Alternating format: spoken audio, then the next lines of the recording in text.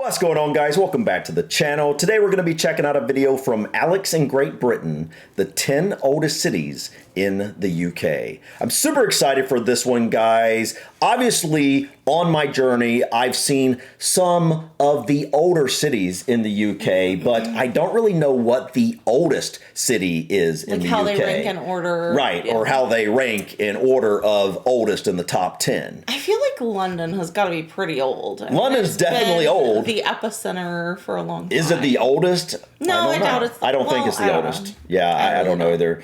But I'm really, really excited because I think beyond just learning a little bit about the history of the oldest cities in the UK, when you're talking about something like the oldest cities in the UK, you pretty much have to look at some of the architecture. And I love the old architecture that I've seen so far on this journey. I feel like I've only just got started touching base on the architecture. I mean, you and I, how many cathedrals have we looked at together? Just maybe a few. Maybe one or two together. I want to look into like old cathedrals and whatnot so much more. But I think when you're talking about oldest cities, you kind of have to look at some of those older structures and whatnot, because they are a big part of the history of the older cities in the UK. Very true. And so, guys, don't really know what to expect here, so we're just going to go ahead and dive in and check out the 10 oldest cities in the UK. So what are the oldest cities in the United Kingdom?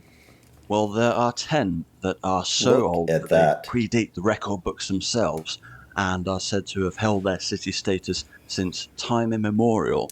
Wow. Wait. What?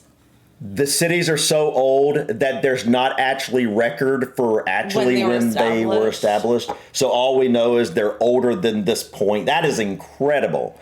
Okay, so far I'm so jealous of you guys having the ability to go around structures like this. Even if you don't do it all the time, the fact that you have access to it so easily is just amazing. And I obviously can't point to any individual. I mean, we could name a place like Westminster Abbey, for example, but just all of them. They're just amazing. I think I really like the Gothic cathedrals. Yeah, I like them too. It's just amazing. The detail. Before I dive into the list, though, I should explain briefly what constitutes a city in the UK. In short, there are two kinds. Those with an Anglican cathedral, which alone qualifies them by ancient prescriptive right, and those who were granted city status following an application. The latter kind came about during Queen Victoria's reign, where many industrial towns became cities. We learned about We're here to focus on the former, specifically those whose founding date is unknown. For perspective, the oldest UK city with a definitive date is believed to be Durham, founded in AD 995. Assuming records of the time are accurate. Crazy. That's insane. So the 10 oldest cities, in order from north to south, rather than chronological order, as that part is unknown, are as follows. Number 1. Originally a Roman settlement founded in AD 71. AD 71? The city of York is situated at the confluence of the River Ouse and River Foss. That is literally almost 2,000 years. That's crazy. That's crazy. I mean, what's the oldest settlement? I mean, obviously we had Native American settlements here. I don't really know how long they go back, but in terms of actual like structure, you know what I mean? Because the Native Americans actually, they moved around a lot. They weren't in one area, so there wasn't really any like long-term settlements that I know of for this amount of time, where you had like stone walls and cathedrals and all that amazing stuff. Permanent things in place. The fact that this is almost 2,000 years of this permanent place, that is literally incredible. How great of shape it's still in. I know, obviously not everything was built in that time, but I'm talking about the wall specifically. I don't know when the wall was built specifically. I don't think that was probably 71 AD, but it's very old, obviously. Yeah. I think we learned about this a while back a little bit, but, you know, pieces. Yeah, we did look at York, but I don't remember it saying AD 71. No, I don't remember that either. That's incredible. And it became a suitable outpost at which the Romans could suppress the local tribe, the Brigantes. In the 4th century, Emperor Constantine the Great was declared Roman Emperor in York, and he became the first to allow Christians to worship freely. That looks just like something I would expect to see in a movie about the Middle Ages or something. Yeah. You know what I mean? That's cool. Doesn't it? It's even like the whole setup, like with the shields and everything. Mm-hmm. I wonder how old this is. Part of the road too, like you can just drive. That's awesome. I so look forward to being able to walk around things like this, guys. Experience it firsthand. I am really jealous that you guys have this ability. Obviously, this is York, and a lot of you aren't near York, but no matter where you're at, you have these old structures. Castles, cathedrals, stone walls, all this sort of thing. Even the houses are really old. And it's like, I just, as someone who loves architecture and just that type of thing, and history, cemeteries, I so envy you guys in that way. Yeah. Because like the oldest, my town is pretty old from U.S. standards. Right, in comparison but to U.S. cities. It doesn't like hold a candle to this, you know what I mean? And by the year 314, Eboracum had its first bishop. In the 7th century, the Saxons came and named it Eoforwic. I would go get lost in these little back streets. It was a trading centre. In 601, Pope Gregory sent a mission to convert the British to Christianity. He selected York to be the church's centre in the north. In 735, York became an archbishopric. 735. In AD 866, the Danish Vikings conquered Eoforwic and put their own Scandinavian spin on it, naming it Jorvik, and made it their effective capital in the British Isles. Its iconic cathedral, York Minster, or to give it its official name, the Cathedral and Metropolitical Church of St. Peter in York, was consecrated in 1472 on the site of an old Saxon church, believed to date from the 7th century. The amount of detail is stunning. Man, I'm going to pause like too much, I think, but I need to not pause so much because I'm going to kind of lose track of where we're at in terms of learning about the history itself. But like, it's like every single thing, every single image is just amazing. Like I look at this, if I could sit on a bench here and just stare at this thing for hours in awe. Very peaceful. It's just awe-inspiring. Mm-hmm. I mean, the detail is just incredible. I don't know how anybody could just walk by that and just.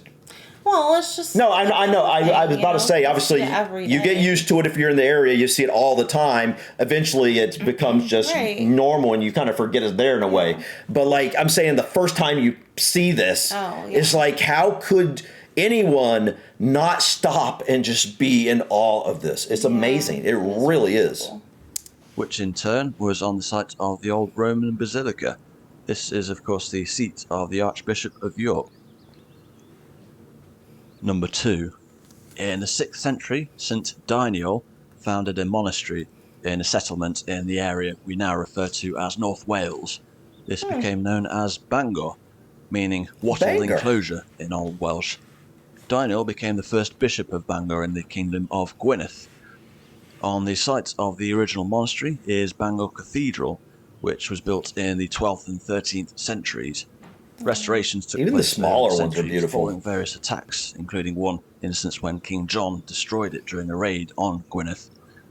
Bangor is the oldest city in Wales, or to put it another way, the oldest city in the UK outside of England. Number 3. In the 7th century, St. Chad, Bishop of Mercia, declared this city his bishop's seat. The settlement was Lichfield, and it became the focal point of Christianity in the Kingdom of Mercia. All right, guys. Little house. Let me know. Before I started this journey, I knew nothing about architecture. Mm-hmm. It wasn't something like I've always appreciated beautiful places, but usually from my perspective, it was landscaping because we don't have the types of buildings, generally speaking, that you guys have, these grand cathedrals. Right. Yeah. So it wasn't something I had in my environment on a regular basis to really be able to appreciate, but landscapes was. Now it's buildings, and architecture in general fascinates me. Is this Tudor style building right here? I feel like this is Tudor style. It looks like it's called the Tudor of Lichfield. That's what it looks like. I can't really read it very well. All right. I think it might be. It looks like it to me, at least from the front here. Following Chad's death in 672, Lichfield became a place of pilgrimage.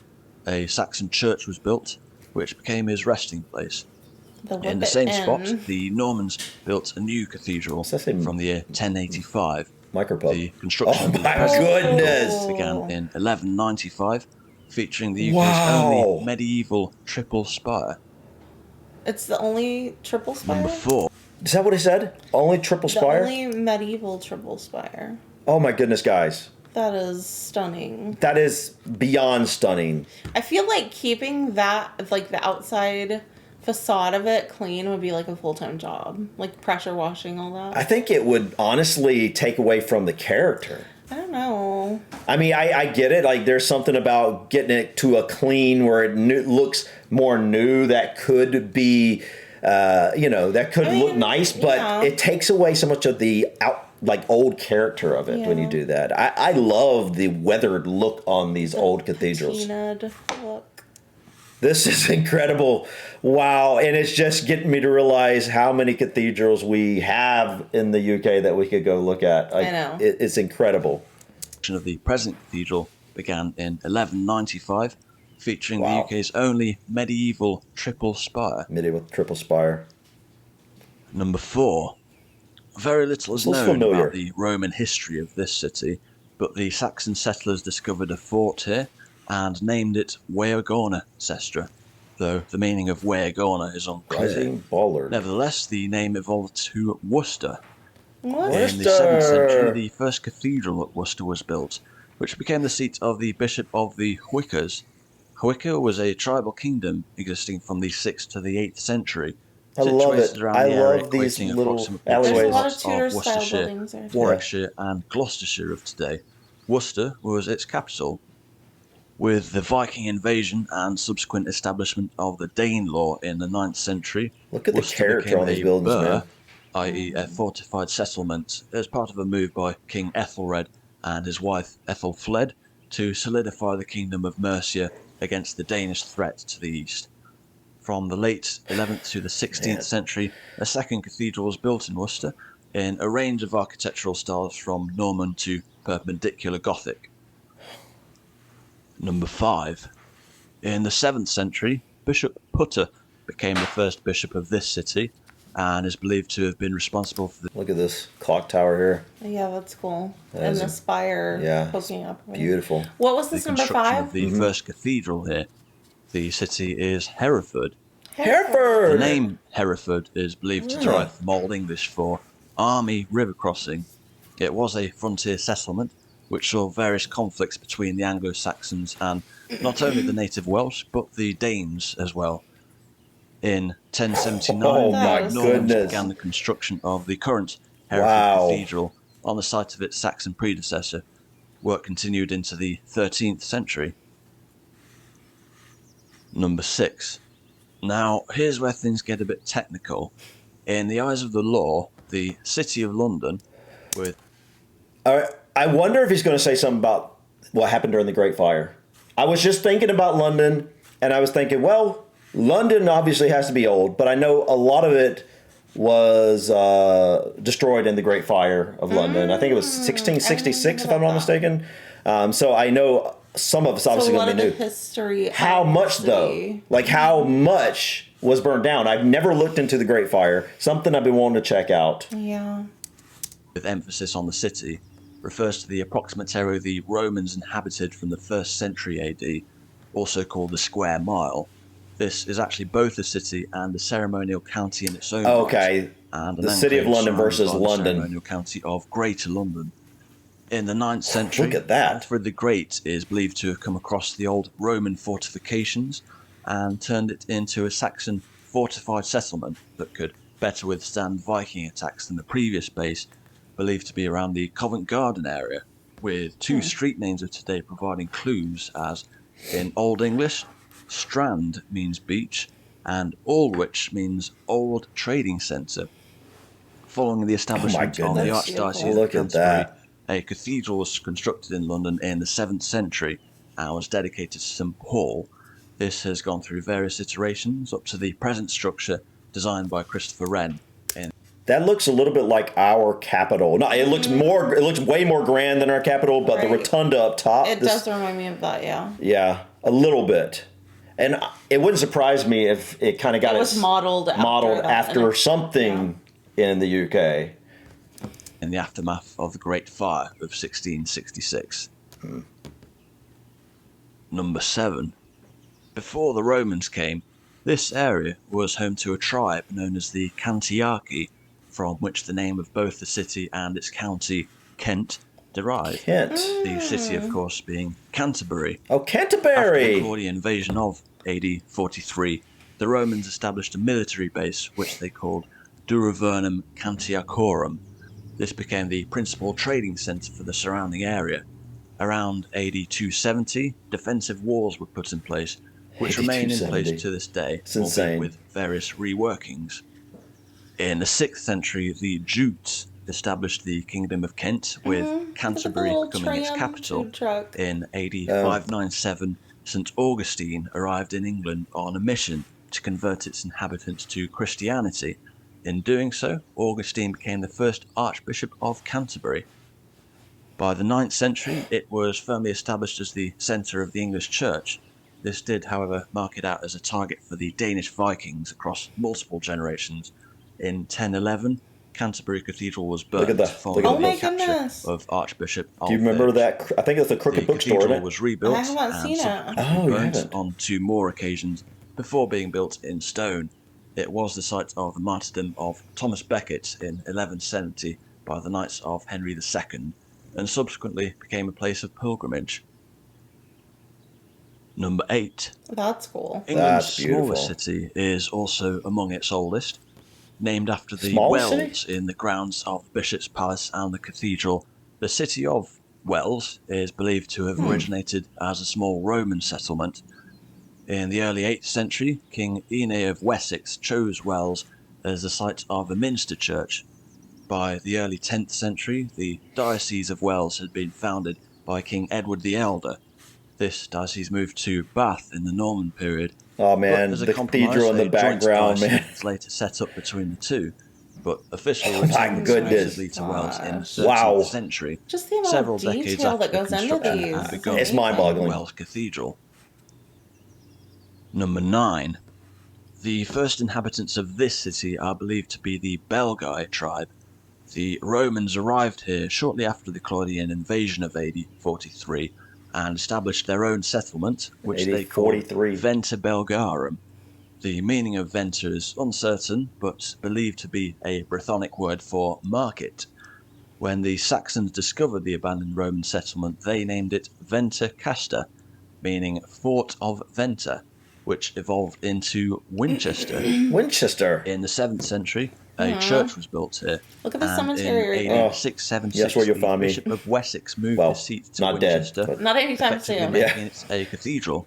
The Normans would later demolish this in the late 11th century and begin to build in its place the present Winchester Cathedral. Still beautiful. It's really sad to think about all the history that has been destroyed all over the world over the years. Yeah, it's really sad. I mean, so many temples and ruins. Yeah, they just didn't care at one point. It's like you're fighting with someone or whatnot, and you just like, well, even today, you see that in the Middle East a lot. I've seen that where like they were like just destroying just these really old buildings and relics because they just don't care, and it's like so sad because they're. You can't replace them. They're clues to our history, ancestors and past, and it's just sad. Their work continued until the 16th century. In AD 871, Alfred the Great was crowned King of Wessex and established Winchester as its capital. When England became united as a single kingdom in the 10th century, Winchester remained the capital until the 12th century. In the 1st century AD, the Romans ventured into an area of the southwestern British Isles, where they founded Isca Dumnoniorum, a name which references the Dumnoni tribe who predated the Romans, and to whom the county Devon is named after. The city was, of course, Exeter, and was situated at the southwestern terminus of the ancient Roman road known as the Fosse Way. Wow. In the 7th century, the Saxons settled in the ruins of the abandoned Plataea. Roman settlement, which they named Escancester, whose name evolved to Exeter. Having been subject to various Viking attacks, it was fortified in the 10th century by King Athelstan. In the year 1003, disaster struck as the Vikings plundered the city after they were let in through the gates. Although more or less reduced to rubble, Exeter Again, recovered, and by beautiful 1050, cathedral. Exeter Cathedral was founded. From the early 12th century, it was rebuilt by the Normans. Just amazing, guys. You know, I knew it would be amazing looking into this. I just seeing all the beautiful architecture. Just it's magnificent. It really is. Is there any particular one that you're most excited to visit? Oh my goodness, a I know, it's hard to particular choose. one. But I think if I had to pick one that I was like One most what, looking city forward- or- Yeah, one of these old cities. I think I would pick York. York is What definitely. we saw of York, we've done a specific video on York, so we've seen more of York than what constitutes here, and Right. it just looked like a really cool. I would say Canterbury would be one that was definitely on my well, list. there's a lot of like literary history there and Yeah. history in general. So Yeah, and we traced some of your family, or was it my anyway? We traced some of our family to the Canterbury area. I think it was actually to Canterbury, or like 10 miles outside of it, or something. Anyway, I think Canterbury would be all these places. Yeah. You asked me one, and it's just like, I don't know, maybe Canterbury, but like, let's be honest, they're all amazing, and I look forward to exploring a number of them.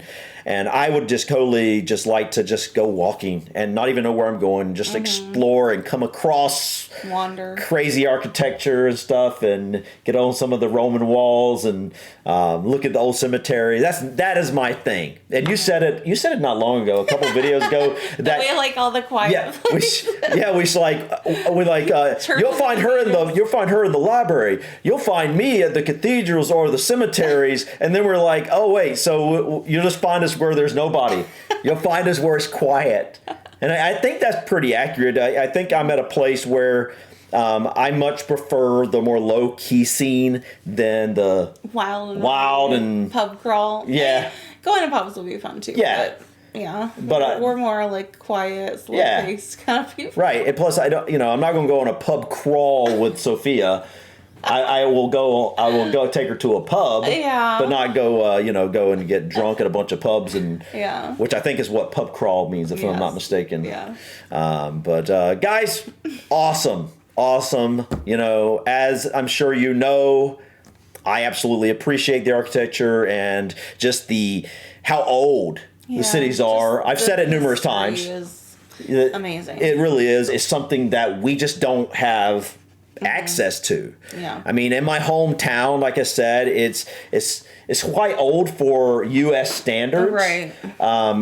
But I mean, like you'll go and you'll find definitely a lot of homes from the 1700s. And I even think to the late 1600s, right? But that's pretty much as old as it gets, which I mean is old. I mean, but there's nothing before that, really, Anyways, guys, I think that's it for us today. Before we go, I have a question.